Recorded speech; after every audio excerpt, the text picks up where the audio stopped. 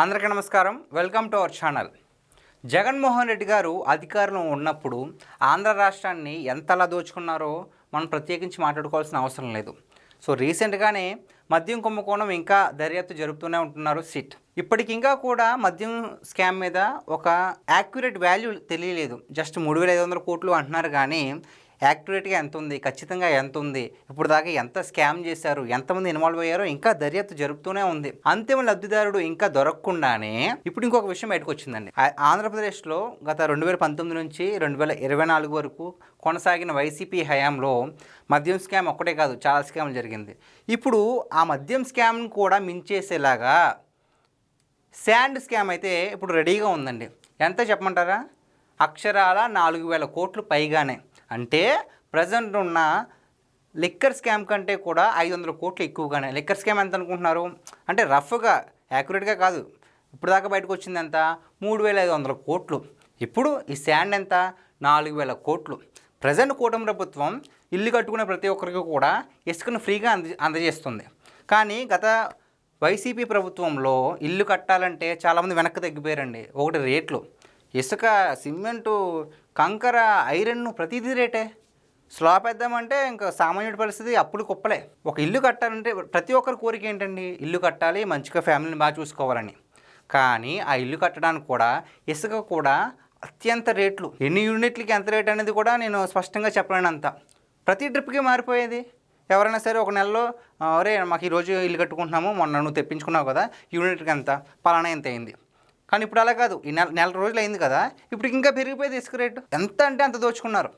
మరి అంతలాగా అమ్ముకున్నారు కదా, మరి కూటమి ప్రభుత్వం కూడా అదే కొనసాగించవచ్చు. కానీ ఇసుకను ఫ్రీగా ఇస్తున్నారు ప్రజలకి, కనీసం సాయం. అంటే ఇసుకను కూడా ఇంతలా దోచుకున్న ఏ రాజకీయ పార్టీ కూడా మన దేశంలో ఎక్కడ చూసి ఉండం. కేవలం జగన్మోహన్ రెడ్డి గారికి మాత్రమే సాధ్యం. సో ఈ విషయం గురించి డీటెయిల్గా చూస్తే కనుక 1,467 కోట్లు ఇసుక దోచేశారు. జగన్ హయాంలో నదులన్నీ గుళ్ళ. సో ఎక్కడ ఏ నది ఉన్నా సరే వెళ్ళిపోవడం, మొత్తం ఇసుకనంతా దోవేసుకోవడం, లెక్క కట్టుకుని అత్యధిక రేట్లు అమ్మేసుకోవడం. శాటిలైట్ చిత్రాల ఆధారంగా అధ్యయనం, సుప్రీంకోర్టులో సర్కార్ అఫిడవిట్, నేడు అక్రమ తవ్వకాల కేసుపై విచారణ. ఎంత తవ్వారు? అసలు ఒక ఐడియా ఉండాలి కదా. ఎంత తవ్వారంటే 1,22,00,000 టన్నుల అక్రమ తవ్వకం లెక్క ఇది. ఇంకా 2,69,00,000 టన్నుల సంగతి తేలాలి. ఇప్పుడు దాకా తేలింది ఎంత? కేవలం 1,22,00,000 టన్నులు మాత్రమే లెక్క తేలింది. లెక్క తేలింది ఎంత? 2,69,00,000 టన్నులంట. టన్నులు. సో ఒకవైపు ఇసుక దోపిడీ, మరోవైపు మద్యం దందా. వైఎస్ జగన్ హయాంలో చోటు చేసుకున్న భారీ స్కామ్లు ఇవే. మనకు తెలిసింది ఇవి, మరి తెలియలేనివి ఇంకెన్ని ఉన్నాయో. లిక్కర్ లెక్కలు సిట్టు తెలుస్తుండగా ఇసుక దోపిడీ ఉపగ్రహ చిత్రాల ఆధారంగా బయటపడుతుంది. ఇప్పటిదాకా అంచనా వేసిన ప్రకారం 1,467 కోట్ల విలువైన ఇసుకను అక్రమంగా తవ్వి అమ్ముకున్నారని ప్రభుత్వం గురువారం సుప్రీంకోర్టులో అఫిడవిట్ దాఖలు చేసింది. ఎంత అంట? 1,467 కోట్ల విలువైన ఇసుకను అక్రమంగా తవ్వేసుకున్నారు అని. ఇది ప్రాథమిక అంచనా మాత్రమే, జస్ట్ అంచనా మాత్రమే.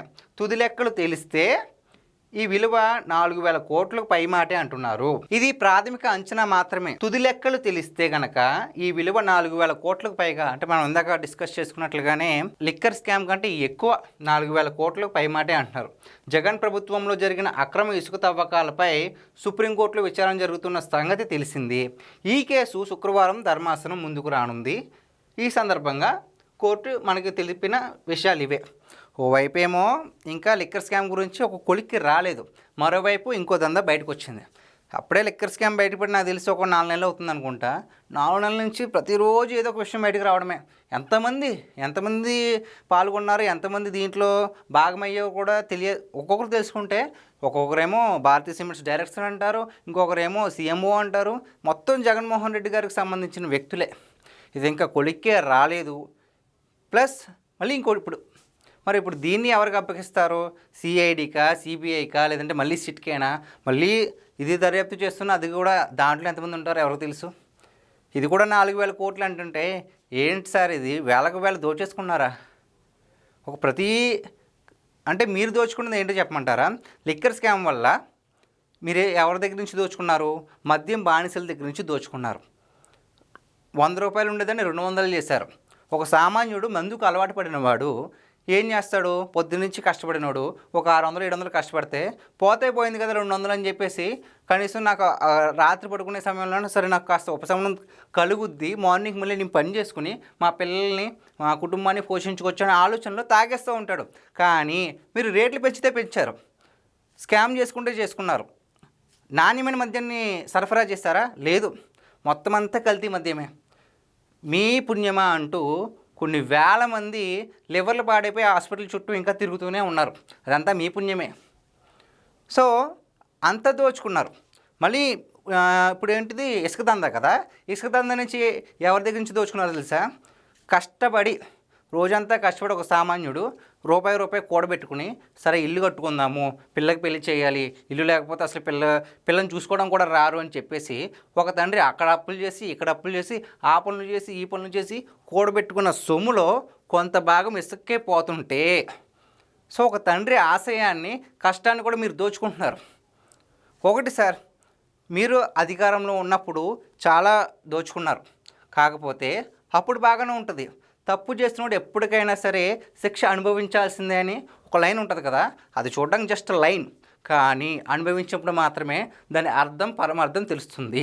సో గాయస్, ఇది ఈరోజు మనం డిస్కస్ చేసుకుంటున్న మ్యాటర్. ఇంకొక వైపున ఆంధ్రప్రదేశ్లో లిక్కర్ స్కామ్ గురించి ఒక కొలిక్కి రాకుండానే ఇప్పుడు ఇంకో దందా బయటపడింది. మరి రేపేం బయటపడుతుందో నాకైతే కంగారుగానే ఉంది. సో ఈ వీడియో పైన మీ విలువైన అభిప్రాయాన్ని కామెంట్ రూపంలో తెలియజేయండి. Thank you so much.